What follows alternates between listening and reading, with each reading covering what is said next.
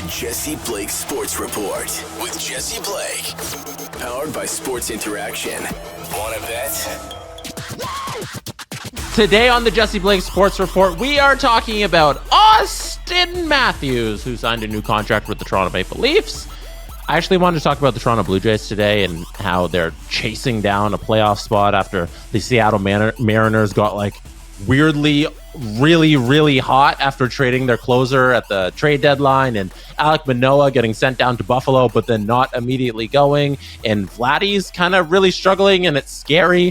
So there's a lot of Blue Jays drama, but that can wait another day because Auston Matthews re-signed with the Toronto Maple Leafs. He signed an extension. It is $52 million over the course of 4 years. That's $13.25 million per year. And the contract begins next season. It guarantees Matthews will be a Leaf until age of 31. They lock up his prime years, and he's probably going to break every franchise record and go down as one of the greatest Maple Leafs of all time. He's already in that ballpark and in that realm.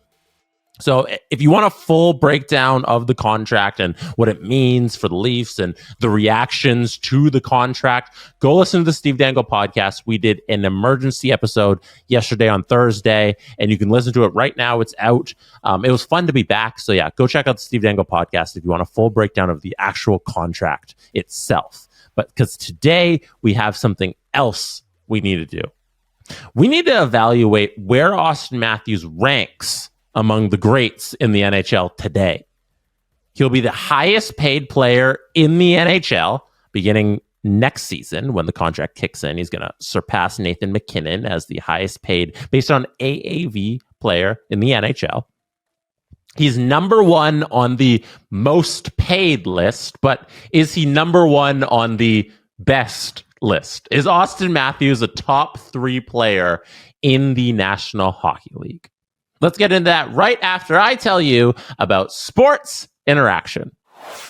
Get in on the action and make your next bet at Sports Interaction. Like I mentioned off the top, the Jays are trying to hunt down a wild card spot. If they get into the playoffs, they can do some serious damage with that bullpen that they've thrown together. It's real good. But we'll see if they get there. You can bet on all your favorite MLB futures and all your MLB bets on sportsinteraction.com/SDPN. You can bet live in play or before the game, and after, I guess, on futures or the next game. Head to sportsinteraction.com/SDPN or download the app to get started using the QR code that's on the screen right now. It is 19 plus, and please play responsibly. So let's ask the question itself and then talk about the question. Is Auston Matthews a top 3 player in the National Hockey League? The question itself is a compliment. It's a testament to what he's done in his career so far, because there's millions of hockey players on planet Earth, and we're talking right now on this podcast if he's one of the 3 best. That's a compliment. That's it. That's where it should start and end. We shouldn't look at this as a negative. It's like when you're talking about LeBron versus MJ. The fact that LeBron got into a conversation with Michael Jordan, like basketball itself as an entity, Michael Jordan, LeBron's right there, 1-2. That's crazy. So we're here talking about, is Auston Matthews right now a top 3 player in the National Hockey League? It's a compliment of a question. Let's look at it that way, but let's get into the nitty gritty of how we can break this down. And I asked this question, is Auston Matthews a top 3 player in the National Hockey League, on Twitter this afternoon, or yesterday afternoon. And I got a whole bunch of responses from you out there who listen and might not listen, who just interact on Twitter. And I think your reaction to the question and the ideas you've thrown out is a great jumping off point for the conversation and how we evaluate Matthews' ranking here in the league. Let's start with Snitch Crumbly. When he's 100% healthy, the answer is yes. Let's go to Matt Sutton. Matt says, no, McDavid, Makar, Draisaitl, McKinnon. The fact that Matthews completely goes ghost in the playoffs drops him considerably. Flash Davin says, he's the best goal scorer in the NHL at the most valuable position and reasonably strong defensively. Yes. Adam Kishblatt says, Can argue 3, but McDavid and Draisaitl are ahead. Mike D. Knack says, at the top of his game, definitely, but probably overall, it's closer to top 5. Lynx writes, top 5 is probably the most fitting position, in my opinion. My 5 is McDavid, Draisaitl, Makar, McKinnon, Matthews. And Koki screenshots a Jay Fresh tweet that says, he's the best goal scorer. I can tell you that much. And the Jay Fresh tweet says, 5 versus 5 goals in the past 5 seasons. Matthews has 145. The next closest is McDavid at 117. And then past at 115. Ovi 112. Draisaitl 106. Those are some crazy numbers. SN Stats tweeted that Auston Matthews has 223 even strength goals in 481 career games. Only 6 players in NHL history have scored more in their first 481 games. That list of 6 players is Gretzky, Bossy, Maurice Richard, Mario Lemieux, Yari Curry, and Brett Hull. That is one hell of a class. And lastly, Big Head Hockey tweeted, most 5-on-5 goals in the last 3 seasons, Auston Matthews, 92, Connor McDavid, 73, Pasta, 70. I'll add to those numbers too. 1 Hart Trophy, 1 Rocket Richard, pretty good. You guys have laid out your arguments. I think that compiled kind of the conversation that was going on around it. We listed a couple players in there who we'll get into, who we'll break down. But that was kind of the sentiment. It was very 50-50 on Twitter, online, about is Auston number 3 in the league. Let's pare it down to what matters. McDavid is the free square.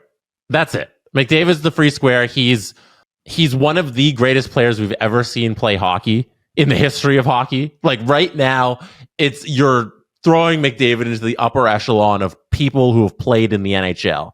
I don't think there's any way to make a case for anybody but McDavid being number 1. So we got to take that off the board. That's how I get to 2-6. And 2-6 leaves us with a great collection of great players. I think at 2, we have to make another decision where we lock in Nathan McKinnon. I know based on the reaction, there are already people who disagree with that lock, but let me lay it out for you and how we get to 1 and 2. McDavid, check. Don't argue with McDavid. But number 2, we know some people have a couple other people who we'll get to on the list after this. Matthews has the edge in goal scoring for sure over Nathan McKinnon. There's some other players in the National Hockey League there's several other players in the National Hockey League who have it over Nathan McKinnon in just pure goal scoring. But when it comes to everything else, I don't think it's comparable with anybody else besides McKinnon and McDavid. Like they are in a class of their own where McDavid is 1 and McKinnon rolls in at number 2. He has the more elite skill set than Auston Matthews. His speed with the puck going end to end is only second to McDavid. His playmaking abilities might be second or first best to Connor McDavid. And he has that little thing called the Stanley Cup ring, where we know that the way he plays as a leader on the Colorado Avalanche is good enough to win the Stanley Cup. I think that sums up what Nathan McKinnon is. The overall skill that he has as a playmaker, as the top-notch elite center in the National Hockey League, it's bar none. I think we got to establish Nathan McKinnon as number 2 to move the argument forward of where we place Auston Matthews, because the Stanley Cup ring definitely trumps things. How effective he is as an overall player, I think, wins out versus anybody else in the National Hockey League. Nathan McKinnon's my number 2. Now we get to the real fun of this argument for me, and that's 3 through 6. Matthews, Draisaitl, Kucherov, Makar. I want to pay respects to one of the most underrated superstars of this generation, and that's Nikita Kucherov. Kucherov gets lost amongst the stars in the league because I think the Lightning have so many stars that he's just a star amongst stars, and you don't think of him as the standout of their offense. His peak abilities are just as good as anybody in the NHL. I don't think right now I'd place him above Auston Matthews for sure. He's a winger. You have to knock him down for that. The goal scoring is more important to me than the playmaking. I think Auston Matthews' goal scoring ability trumps Nikita Kucherov's playmaking ability. And unlike McKinnon and McDavid, I don't rank Kucherov's playmaking ability so otherworldly that it bumps him up into that top three. So I want to pay my respects, but at number 6, I think we go with Nikita Kucherov. We established that, hey, Auston Matthews is a little ahead of you at this point. I know you got the 2 cups, but maybe if Austin was on Tampa, he'd have 2 cups. I'm not sure. I don't know. Ooh, I'm just throwing that out there. I don't know. That leaves us with Auston Matthews, Leon Draisaitl, Cale Makar. Cale Makar, I think, deserves a place in this conversation, either at 5 or 6. I'm really interchangeable on the Makar, Kucherov 5-6 ranking there. I really don't think Makar's been doing it for long enough for him to enter into the McDavid, Matthews, Draisaitl, McKinnon conversation where it's those 4 and then the next 2, whether that's Kucherov, then Makar, then Kucherov. And that's my first instinct. My first instinct is that he hasn't been doing it for long enough. If we're doing a true ranking, we probably have Kucherov ahead of him, and I think that's where we settle. Makar is doing things on both ends of the ice that we don't see from defensemen. We see Erik Karlsson put up crazy numbers of points, but struggle on the defensive end. We don't usually see a player like Cale Makar so great defensively and also awesome offensively. It's generational talent, and I think that deserves some acknowledgement, just as Kucherov deserves acknowledgement for everything he's done in his long career. But it's not good enough to get into the best of the 4. And I think that leaves us with McDavid, McKinnon, and in some order that we have to establish right now, Draisaitl, Matthews. Draisaitl's a center. He's played a lot with Connor McDavid, but he's a center. He puts up more points than Auston Matthews. He's performed at a level in the playoffs that Auston Matthews dreams he could perform at. In terms of their overall game, though, Auston Matthews has the edge because of how strong he is defensively, and that being an aspect of Leon Draisaitl's game that he completely lacks. Auston Matthews is a center, and he's more effective at it than Leon Draisaitl is. Looking at the top 3 and 4 players in the National Hockey League, I think it comes down to what you value. Do you value elite playmaking and scoring, Leon? Or do you value elite goal scoring and better overall play, Auston Matthews? I think the conclusion to the question of the pod is that Auston Matthews is either the 3rd or 4th best player in the National Hockey League.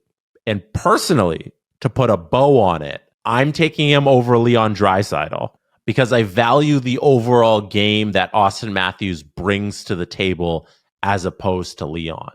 I understand the playoff scoring, and I understand that besides McDavid, nobody in the league is as much as a game breaker as Leon Draisaitl. But I think everything else that Austin brings as a complete package puts him over the edge in the deficiencies that he lacks in the scoring and playmaking abilities that Leon wins out in those stat categories. I like the overall package that Austin is as opposed to the offensive package that Leon is. That's my opinion. What is yours? What's your top 6 players currently in the National Hockey League? And the question that we're trying to get to through establishing a top 6 is Auston Matthews a top 3 player in the National Hockey League? I'm voting yes. All right, let's get to what's happening. What's happening is brought to you by Sock Odyssey. Gear up for sock-tastic journeys with Sock Odyssey. Socks that fuel your wildest escapades. These socks come equipped with built-in GPS tracking and a snack compartment for all your trailblazing needs. Get yours at sockodyssey.com and use the promo code JBSR for 20% off. Embark on footloose adventures now. Welcome to What's Happening, where I update you on what's going on in your life through your messages to me on Discord or Twitter or my DMs, and also what's happening on SDPN this week. So one message I wanted to shout out that was written on Monday's episode of this podcast was Blaze99. They wrote on YouTube, "Cheers, Jesse. I've won once." We talked about fantasy football on Monday's episode. I gave top 5 must draft players to win your fantasy football league. Blaze99, that's for context. Blaze99 wrote, "Cheers, Jesse. I've won once. Play 3 leagues a year. I think the Raiders are going to be good this year. I'm a Niners fan and it's not looking good so far, but cheers, man. Appreciate your views." Blaze99, thank you for watching and listening. I wanted to shout out your comment because I think as a Niners fan, you should be ecstatic this year. I love how much they believe in Brock Purdy. I believe in Brock Purdy, and the amount of weapons that they have in San Francisco, I think they can sneak into the Super Bowl. I think with all of the stars that they have, you can formulate a great offense, and if the defense just holds up and allows this offense to go to work behind Brock Purdy, I think the Niners got a shot at sneaking into the Super Bowl out of the NFC. And as for the Trey Lance situation, maybe you get a couple guys back for Trey Lance. You know, you spent a very high draft pick on him. It was very unfortunate. But if somebody wants to take a chance on Lance, I think the Niners can get something in return and fuel that run to the Super Bowl that they might have. And the other thing I want to talk about on what's happening before we wrap up the show here today, I said I'd mention it last episode, but Jesse Versus. Jesse Versus is a new series that we launched on our YouTube channel where I play golf and I do other challenges that are coming later. But so far, there's only been golf. 3 episodes are out right now. First episode is with Jax Irwin from my previous radio days. She hosted a show with Adam Wilde on 999 Version Radio. That's a really fun episode. That was the first one. It goes down to the wire. I hope you check that out. I had so much fun shooting that with producer Drew and producer Maddie and Justin Fisher, who all came out for the shoot. Second episode is out now too. It is with Liz Knox of the PWHBA, Scott Wheeler of The Athletic, and myself and producer Drew. We play 9 holes of golf once again, and that one wasn't as close, but it was a fun time. I'll say that. And then yesterday or Thursday, we dropped another episode with Cam Stewart and producer Drew. Once again, Drew and Stu is back next week. I believe they're dropping on September 1st. It's their football futures pick. Go check that out. But check out Cam Stewart. He is one of the wildest human beings I've ever met. He is just a riot throughout the entire episode. I encourage you to go watch it. Jesse versus new little challenge videos we got on our YouTube channel. And next week, I'll spoil it. Guest on next week's episode is Ken Reed, the czar of charity golf tournaments. He is at every charity golf tournament in Ontario and also a very fun time. So check out that with Ken Reed coming next week, and go check out all the back catalog. And then we're filming one more, I think, before we wrap it up for the summer. So a little 5-episode series of golf with Jesse Versus, but it's going to be in the fall too with other challenges. We'll see how that goes. Anyways, that's it for me today. Thank you for being here. You could have been doing anything in the world, but you chose to be listening or watching this podcast right now, and I appreciate you for that. I was also on Nailing the Apex on Thursday, actually. So I was on 2 different pods plus mine, so 3 pods Thursdays. Fun. Go watch that too. Nailing the Apex. F1's back this weekend. Dutch Grand Prix. We'll see if Max can run the table and win the rest of the races this season. I don't know. I'll be back on Sunday night / Monday morning for another episode. Maybe then we get to the Blue Jays talk, or maybe more NHL. I got a couple NHL bits I want to do. Don't forget to like, subscribe, and rate this podcast. And if you really enjoyed it, share it with a friend. Take care from Toronto. And that is how it's done. The Jesse Blake Sports Report with Jesse Blake, powered by Sports Interaction. Want to bet? Jesse Blake, the guy that likes to hear his name twice in one sentence. Sure, I know him. No, he doesn't have an ego at all.